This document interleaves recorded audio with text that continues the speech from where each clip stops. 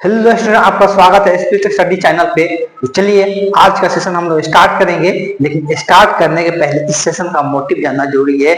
इसलिए कि बहुत सारे बच्चे हो सकते हैं कि जो नए देख रहे होंगे, तो आप सबसे पहले जान लें कि ये जो है सेशन बेसिकली आपके मैथ को स्ट्रॉन्ग बनाने का है और आपके मैथ में कैलकुलेशन फास्ट करने का तरीका को बताया जाता है, और साथ ही साथ बेसिक चीज भी आपका स्ट्रॉन्ग कराया जाता है इस सेशन के जरिए। इसमें बेसिकली होता क्या है कि आपको क्वेश्चन डिस्कस किया जाता है और क्वेश्चन के जरिए आपका बेसिक नॉलेज का भी स्ट्रॉन्ग बनाया जाता है। अगर मैथ में आप बहुत वीक है, कमजोर है, तो भी आप इस सेशन को ज्वाइन कर सकते हैं, और इस सेशन को ज्वाइन करके अब अपना जो मैथ है, जो अगर मैथ से आपको डर लगता है, मैथ अगर आपसे सॉल्व नहीं होता है, तो अपने मैथ को जरूर स्ट्रॉन्ग बनाइएगा इस सेशन के जरिए। इसमें क्वेश्चन का डिस्कशन किया जाता है और लगभग जो भी क्वेश्चन होता है, जो क्वेश्चन पूछा गया होता है, उसी क्वेश्चन का डिस्कशन किया जाता है। उस क्वेश्चन के जरिए बहुत सारे बेसिक कॉन्सेप्ट भी समझाया जाता है, और ये भी सिखाया जाता है कि आप 1 मिनट के अंदर किसी भी क्वेश्चन को कैसे सॉल्व कर सकते हैं। लगभग 99% ऐसा क्वेश्चन होता है एग्जाम में जो कि देखने को ये मिलता है कि आप 1 मिनट के अंदर उसको सॉल्व कर सकते हैं। बहुत सारे क्वेश्चन जो सेकेंडों में सॉल्व किया जा सकता है, लेकिन उसको आपको तरीका को समझना पड़ेगा और उसके कैलकुलेशन को समझना पड़ेगा। चलिए बिना देर किए आज के सेशन हम लोग स्टार्ट करते हैं। वेट करिए।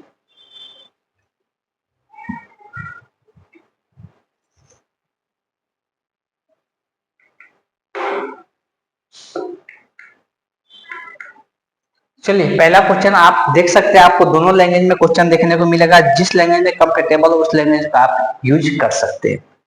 ठीक, क्वेश्चन दिया हुआ है कि एक बाह्य बिंदु F से, देखो क्वेश्चन को समझकर डायग्राम बना लेना सबसे बड़ा बहादुरी का काम होता है। क्वेश्चन को समझकर आप अगर डायग्राम तैयार कर लेते हैं तो फिर किसी प्रकार कोई दिक्कत नहीं होने वाला है। देखिए सबसे पहले बात किया जा रहा है यहाँ पर क्या कि बाह्य बिंदु से, बाह्य बिंदु क्या है, बाहर, बाहर मतलब क्या होता है, बाहर का बिंदु। कोई एक बाहर बिंदु है ए, क्लियर है। बोले सीधी रेखा का एक युग में ड्रॉ किया जा रहा है, मतलब दो सीधी रेखा ड्रॉ किया जा रहा है, दो सीधी रेखा ड्रॉ किया जा रहा है, जिसमें से एक जो है वृत्त को ए और बी पर क्या कर रही है, प्रतिच्छेद करे। एक जो रेखा है, एक वृत्त को यहाँ से दो रेखा ड्रॉ किया जा रहा है, मान लें कि ये वृत्त है, तो एक ऐसा रेखा है जो वृत्त को दो बिंदुओं पर प्रतिच्छेद कर रहा है ए और बी पे। लेकिन बताया जा रहा है कि एक ए जो है छोटा है एफ बी से, इसका मतलब ये है कि ये वाला क्या है, ए है, और ये वाला क्या है, बी है। सिंपल इसका यही मतलब है। और वृत्त को सी बिंदु पर दूसरा रेखा क्या कर रहा है, वृत्त को सी बिंदु पर स्पर्श कर रहे हैं। तो अब ये कि दो रेखा लिया गया था, और एक जो रेखा है ये स्पर्श कर रहा है किस पे, सी बिंदु पे। स्पर्श मतलब क्या होता है, सिर्फ वृत्त को क्या करेगा, टच करके जाएगा, सिर्फ वृत्त को क्या होगा, टच करके जाएगा। क्लियर है। अब यहाँ पर बात की जाए कि ओ जो है वृत्त के केंद्र है, वृत्त का केंद्र यहाँ पर बीच में होता है, जिसको ओ से दर्शाया जाता है। इतना बात क्लियर है। अब आ जाता है जो क्वेश्चन में दिया हुआ है। क्वेश्चन में क्या दिया हुआ है, क्वेश्चन में दिया हुआ है कि ए सी एफ का मान तो है कितना है, 50 है। ए सी एफ तो आप ध्यान से देखिएगा, ए सी एफ तो कौन सा कोण होगा, वैसे आपको यहाँ पे कंसंट्रेट होना है, ए सी एफ यही वाला कोण है ना। तो यहाँ से ये कोण जो दिया हुआ है कितना है, 50 डिग्री है। क्लियर है। आगे दिया है ए एफ सी, ध्यान समझिएगा। अगला जो क्वेश्चन, अगला जो दिया हुआ है एंगल ए एफ सी दिया हुआ है, ए एफ सी। तो ए एफ सी यही वाला आपको कौन दिख रहा होगा, ये कितना दिया हुआ है, तो आपको दिख रहा होगा 30 डिग्री है। क्लियर है। आगे बोला जा रहा है कि ए ओ बी ज्ञात करें। क्या करना है, ए ओ बी, कौन सा एंगल आपको ज्ञात करना है, तो ए ओ बी मतलब ये वाला एंगल हमको ज्ञात करना है। अब सिंपल सा आपको ये समझना पड़ेगा कि जब ये एंगल ज्ञात करना है तो हमको ये दोनों एंगल क्या होना चाहिए, पता होना चाहिए, तभी जाकर उस ज्ञात कर सकते हैं।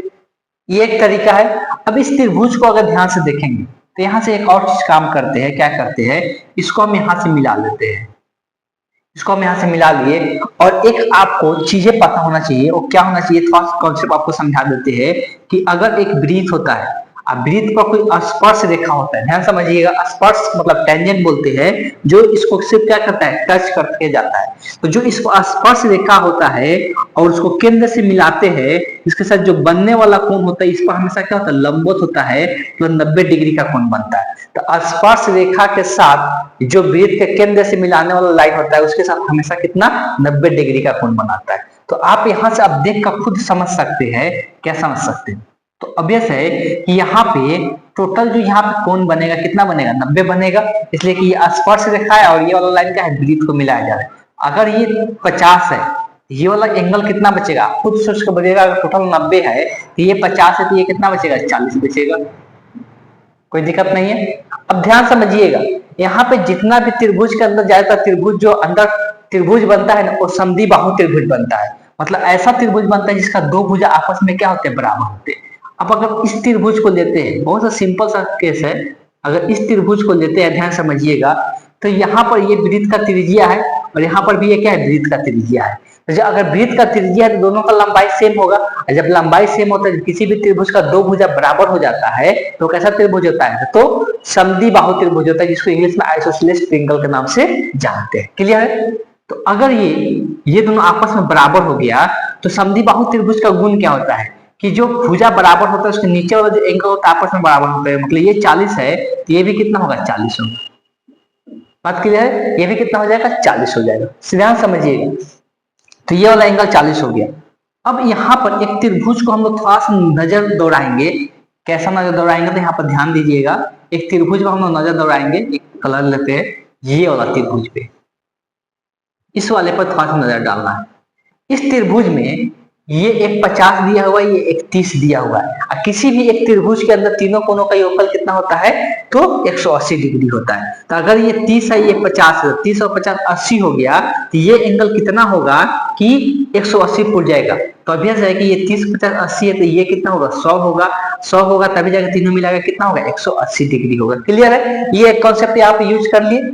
अब यहाँ पे आ जाते हैं, इसमें ये 100 है, ये 40 है, और हम लोग एक चीज जानते हैं। क्या जानते हैं, क्या जानते हैं बच्चे, तो हम लोग ये जानते हैं कि अगर एक रेखा होता है तो एक ही रेखा पर जो बनने वाला कोण होता है कितना होता है, 180 डिग्री होता है। ये सब 7 और 8 क्लास में पढ़ा जाता है कि एक ही रेखा पर जो टोटल कोण बनता है, कोणों का योगफल कितना होता है, 180 डिग्री होता है। और 7 8 9 तक भी पढ़ा जाता है। तो यहाँ पर देखिए एक सीधा रेखा है, और सीधा रेखा पर टोटल कोणों का यहाँ पर योगफल कितना होगा, 180 डिग्री होगा। ध्यान समझिएगा, तो यहाँ पर 180 डिग्री होना चाहिए। इसमें से ये एक 100 है, ये एक 40 है, तो ये कितना होगा, ध्यान समझिएगा, तो ये 100 140 हो जाएगा।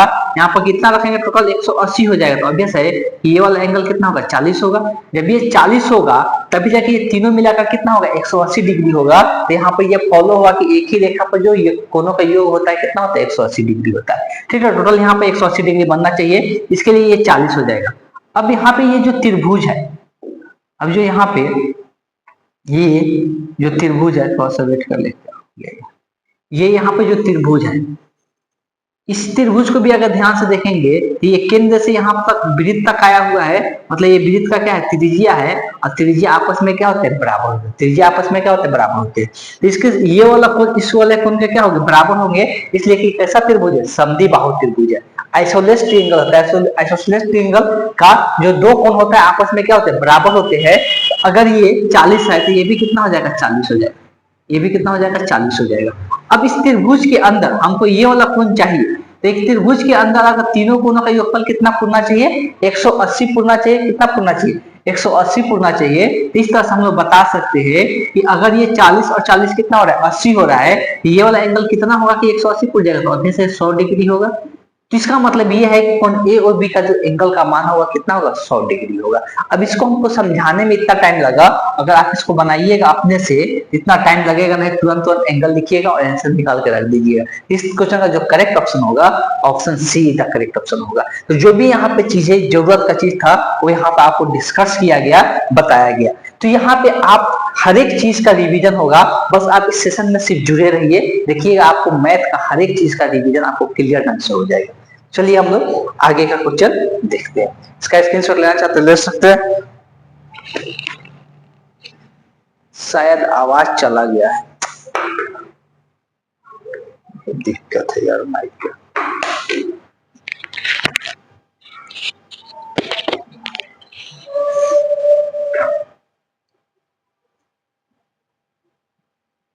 आवाज कब से गया है तो थोड़ा देखना पड़ेगा, लेकिन बीच में आवाज गया था। यहाँ पे एक बार और समझा देते हैं। यहाँ पर एक बिंदु दिया हुआ था, एक इस पर से दो लाइन सीधा लाइन ड्रॉ किया गया था। एक जो है वृत्त को क्या करता है, प्रतिच्छेद कर रहा था ए और बी बिंदु पे। ठीक, और एक जो है वृत्त पर स्पर्श रेखा था, तो यहाँ पे स्पर्श रेखा सी पे था, और यहाँ पर ये जब देख रहे थे तो हम लोग ये वाला एंगल दिया हुआ था 50 और ये दिया हुआ था 30।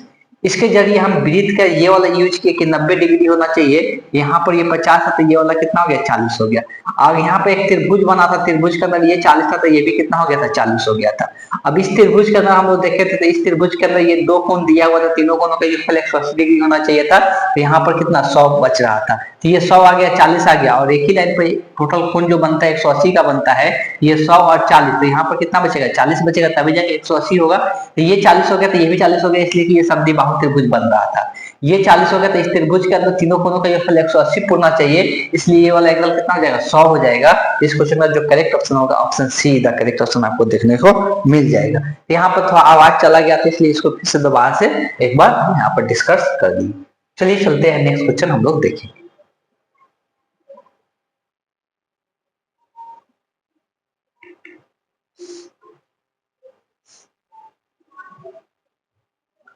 अब आ जाते हैं, अगला क्वेश्चन दिया हुआ है, क्वेश्चन को ध्यान समझना है। बोला जाए कोई बिल है, किसी बिल पर 25% का छूट, एक बार 25% का छूट दिया जाए, डिस्काउंट दिया जाए, और फिर तथा 15 और 20 का कर्मागत छूट दिया जा रहा है।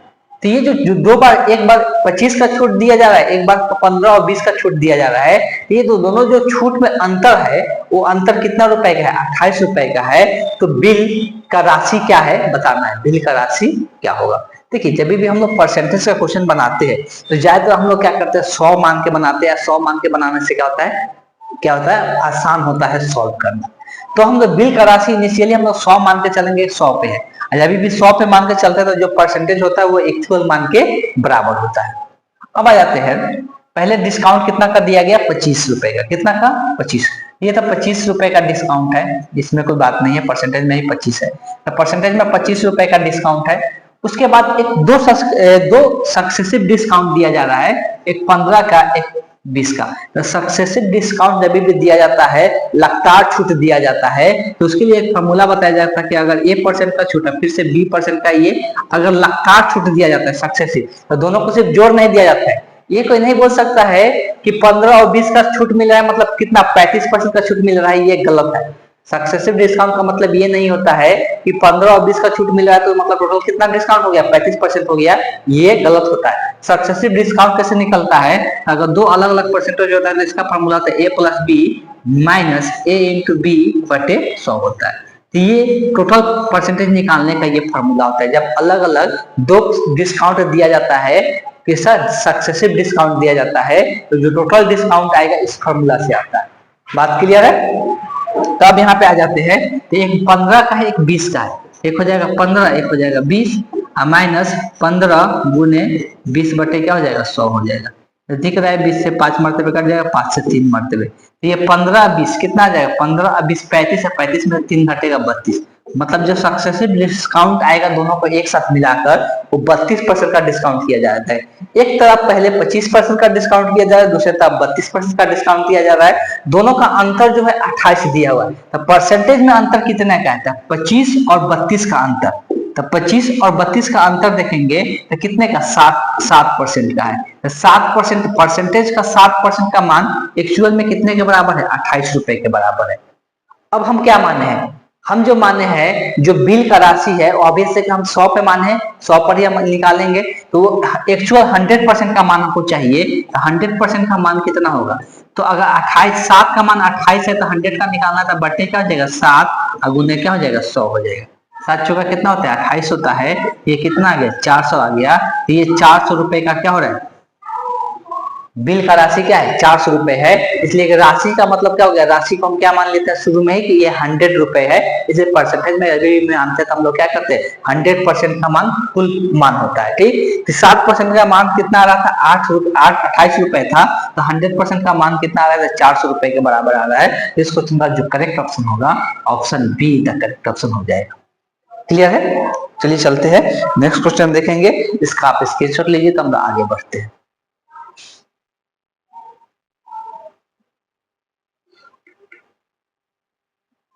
निम्नलिखित में कौन सी संख्या इतना इतना और इतना को विभाज्य है।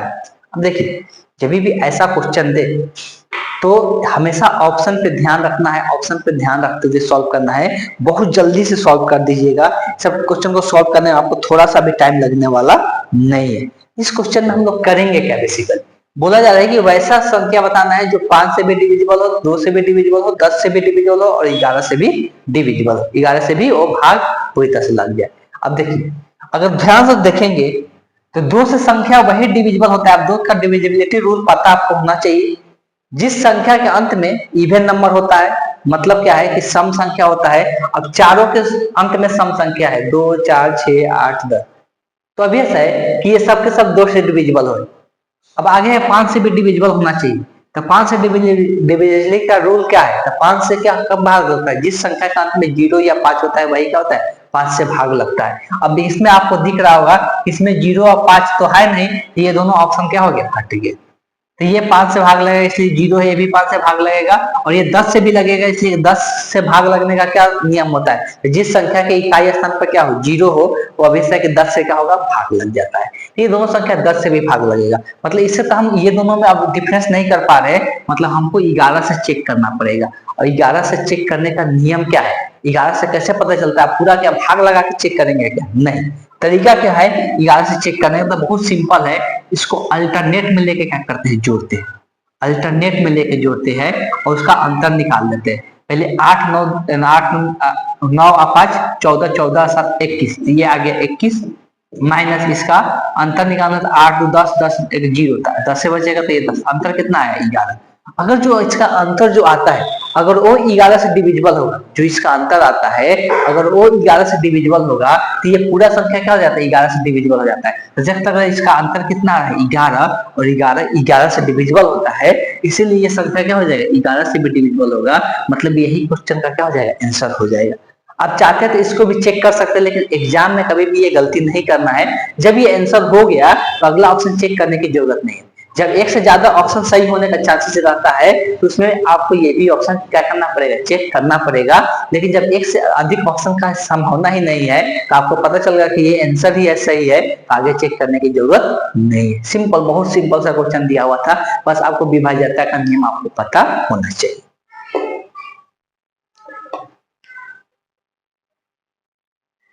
चलिए तो हम लोग नेक्स्ट क्वेश्चन देखेंगे। इसका अगर आप स्क्रीनशॉट लेना चाहते हैं ले सकते हैं, ऐसे में ज्यादातर कुछ चीजें लिखा हुआ तो नहीं है।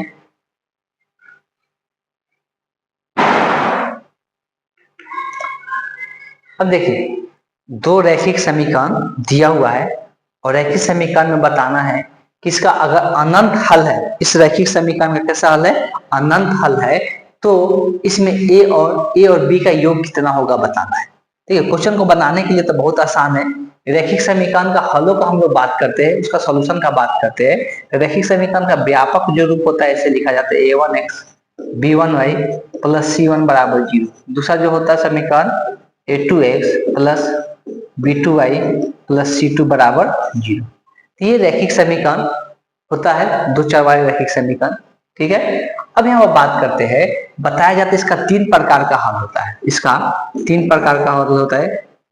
एक हल होता है, एक हल कब होता है तो आते हैं जब अनुपात a1/a2 बराबर नहीं होता है b1/b2 के। तो इस केस में कितना, तो इस केस में केवल एक हल होता है, केवल एक हल हम लोग को देखने को मिलता है। दूसरा होता है यदि a1/a2 बराबर तो है b1/b2 के लेकिन बराबर नहीं है c1/c2 के, इस केस में कोई हल नहीं होता है, कोई हल नहीं। क्लियर है। तीसरा केस बनता है कि अगर a1/a2 बराबर है b1/b2 के बराबर है c1/c2 के, तो इस केस में जो हल होता है अनंत हल होता है, अनगिनत होता है। इसमें क्या हो जाता है अनेक हल हो जाएगा। क्या हो जाएगा अनेक हल हो जाएगा। तो यही 3 प्रकार के हल देखने को मिलता है। रेशियो देखकर आप बता सकते हैं कि उसका कैसा हल होगा। बेसिकली अगर इसका हम लोग बात करते हैं तो इसमें क्या बोला है पहले से ही बोल दिया है कि ये जो दो समीकरण दिया हुआ है इसका जो हल है कितना है अनंत हल है, मतलब अनेक हल है। अनंत का मतलब वही अनेक हल है। जब अनेक हल है तो ये तीनों का अनुपात क्या होगा बराबर होगा। बस यही आपको ध्यान में रखना है। क्लियर है। अब यहाँ पर सबका मान आपको लिखने आना चाहिए। एक बार अच्छे से समझा देते हैं। 2x प्लस वाई, ये इधर लिखा हुआ है तो इसको इधर भी ला सकते हैं या डायरेक्ट भी लिख सकते हैं। दूसरा समीकरण दिया हुआ 8x plus B Y minus 12 बराबर 0। ध्यान समझना है यहाँ पे कि जो पहला समीकरण होता है उसका एक्स वाई का गुणांक a1 b1 होता है, जो अचर पद होता है वो क्या होता है c1 होता है। तो अगर हम a1 बाई a2 निकालते हैं, a1 बाई a2 कितना होगा, तो a1 का मान है 2 और a2 का मान कितना है 8 है। इसको अगर काटेंगे तो कितना 1/4 बचेगा। अगर b1 बाई b2 देखते हैं, ये एक सब रेशियो क्या होना चाहिए, बराबर होना चाहिए। तो b1 बाई b2 का बात करते हैं तो b1 वहां y के आगे कुछ भी नहीं लिखा है, कुछ भी नहीं लिखा रहता तो क्या होता है 1 होता है, 1 छिपा हुआ रहता है, यहाँ पर क्या हो जाएगा 1 हो जाएगा। b2 का मान कितना है b। अब c1 बाई c2 देखते हैं, तो c1 का मान है -a, निगेटिव साइन हमेशा साथ में लेना है, अगर आगे में माइनस साइन है तो यहाँ पर कितना हो जाएगा -12 हो जाएगा, ये कट जाएगा। अब देखिए खुद सोचना है कि ये 1/4 है, मतलब तीनों अनुपात बराबर होना चाहिए। अनेक हल के लिए तीनों अनुपात क्या होना चाहिए, बराबर होना चाहिए। मतलब इसको भी 1/4 होना चाहिए और 1/4 होने के लिए अब से b का मान कितना होगा 4 होगा। तो b का मान तो पता चल गया आपको, b का मान कितना हो जाएगा 4 हो जाएगा। क्लियर है। अब आ जाते हैं, ये भी अब सोचना इसे है कि इसको भी 1/4 आना पड़ेगा, कितना 1/4 लाना पड़ेगा। अब 1/4 लाने के लिए अब ऑब्वियस है कि नीचे कितना से कटेगा तो 4 आएगा, तो ऑब्वियस है 3 से कटेगा तो ऊपर हमको क्या रखना पड़ेगा 3 रखना पड़ेगा। 3/12 रखेंगे तभी जगह क्या आएगा 1/4 आएगा, तभी जगह क्या आएगा 1/4 आएगा। तो यहाँ से आप देख सकते हैं यहाँ पे आपको क्या दिख रहा है, a का मान, a का मान आपको 3 दिख रहा है, मतलब a का मान 3 और b का मान कितना हो गया 4 हो गया। क्वेश्चन में पूछा है दोनों का योग कितना होगा, मतलब a प्लस b का मान पूछा है, 3 + 4 कितना हो जाएगा 7 हो जाएगा। इस क्वेश्चन का जो करेक्ट ऑप्शन होगा option see the correct option हो जाएगा। अब देखिए एग्जाम में आपको इतना भी लिखने की जरूरत नहीं है, एग्जाम में आप देखते ही बता देंगे कि इसका आंसर क्या होगा। चलिए यहाँ पे देखते हैं कैसे हम लोग देखते बताएंगे।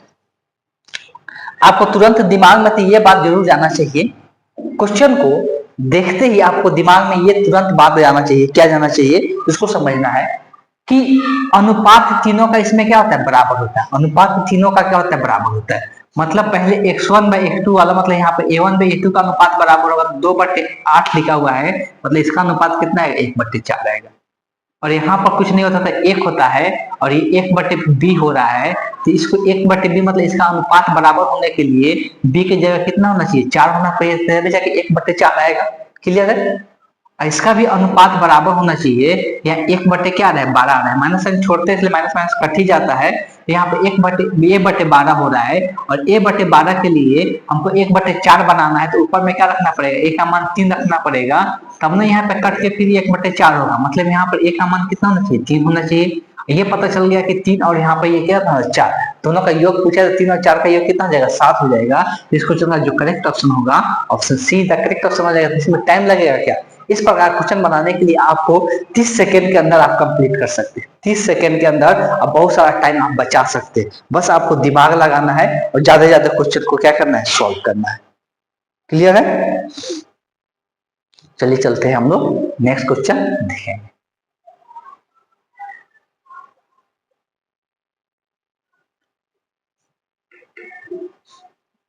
अब आ जाते हैं एक साधारण ब्याज का क्वेश्चन दिया, बहुत आसान क्वेश्चन दिया हुआ, इसमें कुछ भी करने की जरूरत आपको नहीं है। तो क्या क्वेश्चन दिया हुआ है, क्वेश्चन दिया हुआ है 12% तो वार्षिक ब्याज दर पर कितना 6,700 पर 13 महीने में कितना साधारण ब्याज अर्जित होगा। साधारण ब्याज का इसमें फॉर्मूला, जब इस प्रकार क्वेश्चन दे तो ज्यादातर फॉर्मूला ही यूज करने कोई दिक्कत नहीं है। आई बराबर आप फॉर्मूला पढ़ते होंगे, आई बराबर फॉर्मूला क्या होता है I बराबर PR/T/100, ये आप पढ़ते हैं साधारण ब्याज का। इसमें जो I होता है बोलते हैं इसको क्या साधारण ब्याज, साधारण ब्याज। P जो होता है इसको हम लोग प्रिंसिपल बोलते हैं, जो भी अमाउंट शुरू में लगाते हैं वो सब P होता है, इसको हम लोग मूलधन कहते हैं, इंग्लिश में क्या कहते हैं प्रिंसिपल के नाम से जानते हैं। इसको हम साधारण ब्याज को हम इंग्लिश में क्या कहते हैं सिंपल इंटरेस्ट, सिंपल इंटरेस्ट। ठीक। और बात करते हैं आर का, तो आर को हम लोग दर बोलते हैं, इंग्लिश में रेट के नाम से जानते हैं। और टी को हम लोग क्या कहते हैं, समय कहते हैं, टाइम। यहां से जो क्वेश्चन दिया हुआ है, क्वेश्चन को अगर देखेंगे तो आई निकालना है हमको। अमाउंट दिया हुआ है कितना रुपए, तो 6,700 रुपए। बोला है ना कि 12% वार्षिक ब्याज की दर से अगर 6,700 रुपए पर 13 महीने के लिए कितना साधारण ब्याज अर्जित होगा, साधारण ब्याज निकालना है। तो ये हो गया पी का मान। आर दर दिया है 12%। अगर टी का बात करते हैं, अब देखिए दर जो दिया हुआ है क्या है, वार्षिक है, मतलब सालाना है। लेकिन यहाँ पर क्या जो टाइम दिया है क्या, महीने में दिया हुआ है, कितना महीना का बात किया जाए, 13 महीना का। इसको हम लोग कितने चेंज करना पड़ेगा, साल में चेंज करना पड़ेगा। इसलिए जो दर है क्या है, सालाना है। तो 13 महीना को साल में चेंज करने के लिए कितना से भाग करना पड़ेगा, 12 से। इसलिए कि एक साल में कितना महीना होता है, 12 महीना होता है। तो साल में चेंज करने के लिए कितना से भाग करना पड़ेगा, 12 से आपको भाग करना पड़ेगा। अब यहाँ पर सिंपल आपको दिख रहा होगा, और बट्टे में क्या हो जाएगा, 100 वाला जो बट्टा नीचे 100 है तो 100 हो जाएगा। अब ये 12 से क्या हो जाएगा, 12 कट जाएगा, 2 जीरो से 2 जीरो कट गया।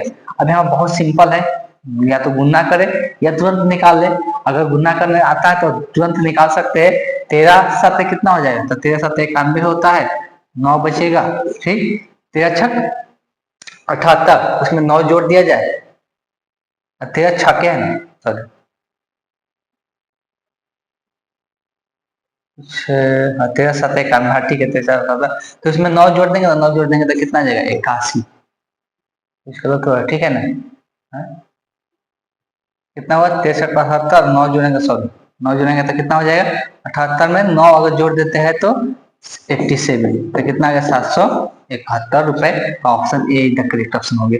यहाँ से गुना भी कर सकते हैं, ये इकाई अंक का भी यूज कर सकते हैं, लेकिन इकाई अंक दोनों का एक जैसा है, इकाई अंक यूज नहीं करेंगे। और भी तरीका है, लेकिन हम और तरीका पर अभी नहीं जा रहे, इसलिए यहाँ पर ज्यादा डिफिकल्ट गुना नहीं है, आसानी से आप गुना कर सकते हैं। आपको 13 का 12 आता है तो फिर निकालने में आपको थोड़ा सा भी समय नहीं लगेगा। क्लियर है, चलिए इसका स्क्रीनशॉट लीजिए, तो हम आगे का क्वेश्चन देखते हैं।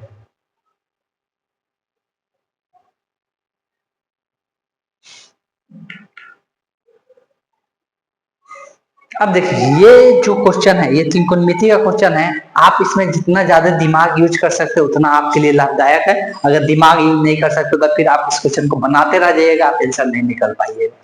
सिर्फ सिंपल दिमाग यूज करना है। कैसे यूज करना है हम आपको समझाएंगे, और 1 मिनट के अंदर, आप कुछ सेकेंडों के अंदर आप इस क्वेश्चन का आंसर बता सकते हैं, अगर उस प्रकार का दिमाग यूज करते हैं। तो ये दिया हुआ चीज है, ये क्वेश्चन में दिया हुआ है, ठीक। आगे बोला क्या जा रहा है कि cot 5 थीटा का मान क्या करना है, ज्ञात करना है। क्या होगा, वही ऑप्शन में दिया हुआ है। एक और इंफॉर्मेशन दिया हुआ है कि ये 6 थीटा का जो मान है कैसा कोण है, न्यून कोण है, एक्यूट एंगल है। मतलब जो एंगल यहाँ पे है 6 थीटा का बात करेंगे तो टोटल एंगल जो है 90 डिग्री से कम है। जब भी एंगल 90 डिग्री से कम होता है, ध्यान समझिएगा, जब भी एंगल 90 डिग्री से कम होता है तो 10 क्लास में पढ़ा जाता है, और 90 डिग्री के बाद वाला एंगल जो होता है तो फिर जाके 11 क्लास में पढ़ा जाता है। और 10 क्लास तक अगर आप पढ़े होंगे मैथ, तो आपको इतना जरूर पता होगा कि 10 क्लास में कभी भी कोई निगेटिव मान नहीं देखा गया। किसी भी त्रिकोणमितीय फलन का निगेटिव मान आप देखे हैं क्या, 10 क्लास में नहीं देखे। मतलब 0 से 90 तक एंगल अगर लेते हैं तो सारा त्रिकोणमितीय फलन हमेशा क्या होता है, पॉजिटिव होता है, कोई निगेटिव नहीं होता है। अगर ये 6 थीटा न्यून कोण है तो 5 थीटा तो उससे कम ही होगा ना, अभी से कि ये तो 90 से कम होगा ही। मतलब ये एंगल जो है 90 से कम है, और 90 से कम पे कभी भी निगेटिव मान नहीं होता है। अगर आपको कुछ भी नहीं आता है तो कम से कम आप 2 ऑप्शन तो क्या कर सकते हैं, एलिमिनेट ही कर सकते हैं। 2 ऑप्शन क्या कर सकते हैं, आपको थोड़ा सा नॉलेज आपको होना चाहिए, बस यहाँ से 2 ऑप्शन क्या कर सकते हैं, आप एलिमिनेट कर सकते हैं।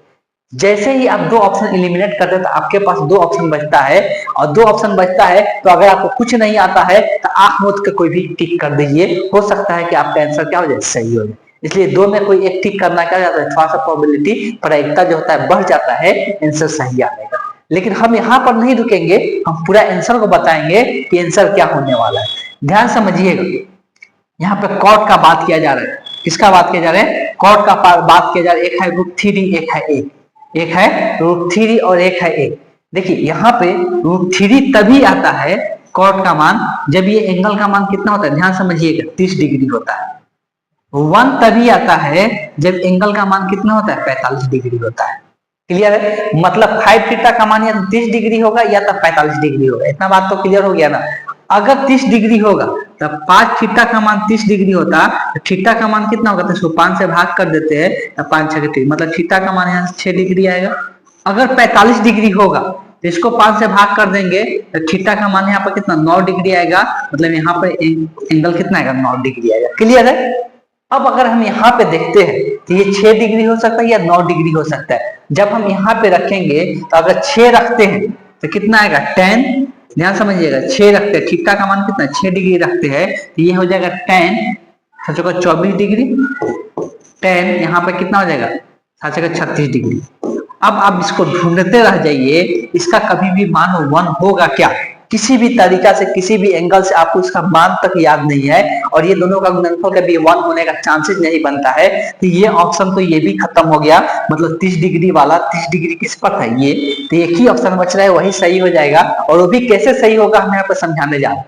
थोड़ा समझिए, अगर एंगल को हम कितना 9 डिग्री लेते हैं, तब यहाँ पर कितना आएगा? 9 जगह 36 आएगा, मतलब tan कितना आ जाएगा? 36 डिग्री। अब यहाँ पर tan अगर 36 आया तो यहाँ पे क्या है? tan 6 थीटा, मतलब यहाँ पर 9 रखेंगे, 9 जगह कितना हो जाएगा? 54 डिग्री हो जाएगा। इसका मान भी 1 आ सकता है, ऐसा पॉसिबिलिटी है, ऐसा पॉसिबिलिटी है कि 1 आ सकता है। कैसे? तो अब ये जो दोनों एंगल है ना, ये एंगल एक दूसरे के पूरक है, कंप्लीमेंट्री एंगल है। कंप्लीमेंट्री एंगल के केस में पॉसिबल है कि आंसर 1 आ जाए। यहाँ पे कंप्लीमेंट्री एंगल नहीं है, यहाँ पर तो मान भी नहीं पता है, कंप्लीमेंट्री भी नहीं है, मतलब पूरक एंगल भी नहीं है, तो ये तो यूज होगा ही नहीं। तो ये तो ऑप्शन ऐसे ही छट गया, पहले ही आंसर निकल चुका है, फिर भी आपको समझाने के लिए चीजें बता रहे। ये तो कंप्लीमेंट्री एंगल है, तो किसी एक को चेंज कर देंगे। कंप्लीमेंट्री एंगल, पूरक एंगल आप जरूर पढ़े होंगे कि tan जो होता है कॉट का पूरक होता है। तो अगर हम लोग लिखना चाहते हैं तो tan 90 डिग्री माइनस थीटा क्या होता है? कॉट थीटा होता है।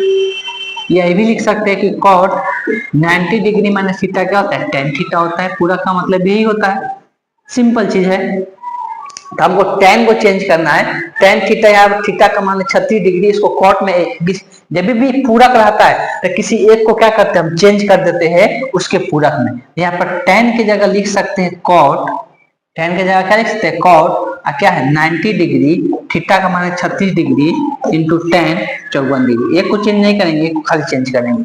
यहाँ पे कॉट 90 में 36 घटाएंगे, सिंपल पूरक है, तो इसका मतलब ही है यहाँ पर कितना बचेगा? 54 डिग्री बचेगा। यहाँ पर tan कितना है? 54 डिग्री है। अब ये एक दूसरे को उल्टा होता है, इसको पलट देंगे तो 1/tan कितना हो जाएगा? 54 डिग्री हो जाएगा, और गुने tan 54 डिग्री। ये कटेगा तो कितना बचेगा? 1। और इसीलिए यहाँ पर करेक्ट ऑप्शन जो होगा option D the correct option आपको देखने को मिल जाएगा। तो ये तरीका अपनाना है इस प्रकार क्वेश्चन को सॉल्व करने का।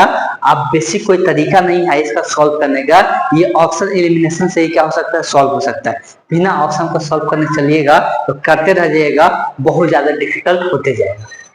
क्लियर है? चलिए हम लोग आगे का क्वेश्चन डिस्कस करेंगे। आप इसका स्क्रीनशॉट लीजिए तो हम लोग आगे चलते हैं।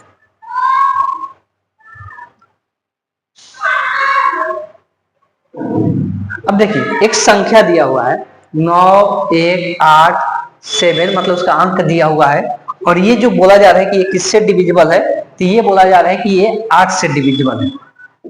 9 1 8 7 6 8, ये बोला जा रहा है ये 8 से डिविजिबल है। तो बोला जा रहा है ए का सबसे छोटा मान क्या पॉसिबल है जो कि ये 8 से क्या हो जाए? विभाजित हो जाए। 8 से विभाज्यता का नियम क्या कहता है?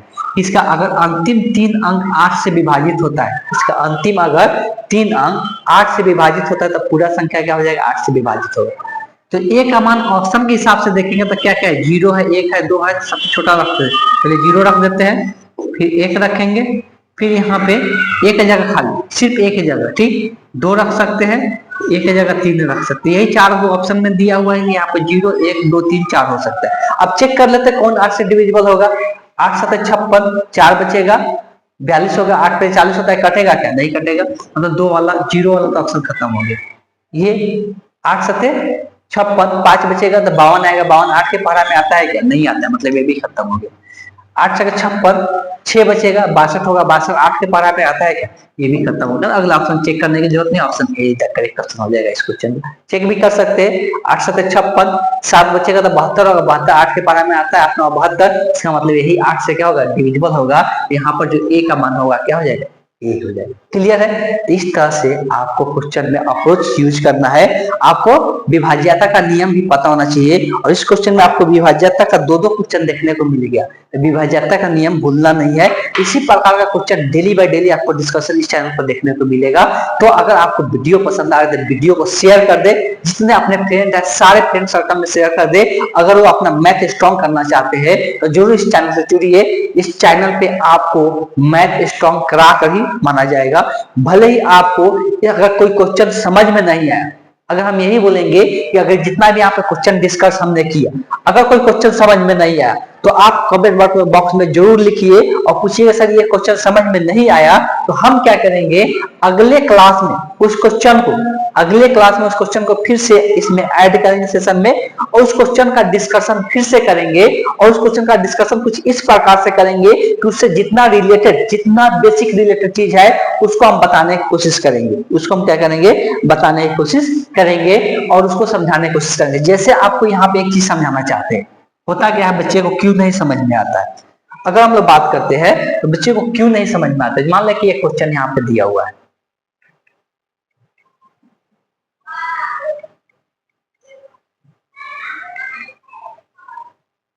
मान लें कि यहाँ पे एक क्वेश्चन दिया हुआ है। अब देखिए इसमें हम क्या क्या चीजें यूज किए, इसमें अगर हम बात करते हैं इसमें हम क्या क्या चीजें यूज किए। एक त्रिकोणमिति का एक न्यून कोण के बारे में बात की। अब देखो बच्चे को होता क्या है कि उनको न्यून कोण ही क्या होगा, पता नहीं होगा। क्या होगा, उनको न्यून कोण पता नहीं होगा। और जब न्यून कोण नहीं पता होगा तो ऑब्वियस है कि बच्चे समझ नहीं पाएंगे, हल सॉल्यूशन को अच्छे तरीके से नहीं समझ पाएंगे कि न्यून कोण का मतलब क्या है। अब कभी कभी बच्चे को कंफ्यूज होने लगता है कि ये 5 थीटा ये 6 थीटा है, तो हम कैसे बोल दिए कि अगर ये न्यून कोण है तो ये भी न्यून कोण होगा। ये भी हम बात यहाँ पर बोले, लेकिन पूरी तरह से डिस्कशन नहीं की। हम ये मान के चले कि ये बच्चे को आता होगा, लेकिन हो सकता है बहुत सारे ऐसे बच्चे होंगे जिनको पता नहीं चला होगा कि अगर ये न्यून कोण होगा तो ये भी न्यून कोण कैसे होगा। क्लियर है? दूसरा हम लोग निगेटिव का बात किए। हो सकता है बच्चे को नहीं पता हुआ कि हम कैसे बोल दिए कि अगर ये न्यून कोण है तो निगेटिव वाला मान होगा ही नहीं। हो सकता है कि ये नहीं पता होगा, फिर भी हम आपको बताने की कोशिश की। दूसरा एक पूरक का मान आया, पूरक एंगल के बारे में। इसके बारे में बच्चे को, बहुत सारे बच्चे को जानकारी नहीं होगा पूरक के बारे में। तो ये छोटे छोटे से चीज होते हैं जिनको नहीं आने के कारण क्या होता है, बच्चे को सॉल्यूशन समझ में नहीं आता है। इसी कारण से बोल रहे हैं कि अगर इस चैनल से आप जुड़े हैं, अगर आपको कोई क्वेश्चन समझने में दिक्कत हो रहा है, अगर वो समझ में नहीं आया तो आप एक बार कमेंट बॉक्स में लिख दीजिए, तो हम लोग अगले सेशन में उस क्वेश्चन को ऐड करेंगे और ऐड करके उसका जो डिस्कशन होगा, कंप्लीट डिस्कशन होगा उसका, जिससे जितना छोटे छोटे रिलेटेड चीज है सारा चीजें बता दिया जाएगा। फिर आपको किसी प्रकार कोई दिक्कत नहीं होगा, वो क्वेश्चन आपको समझ में आना ही आना है।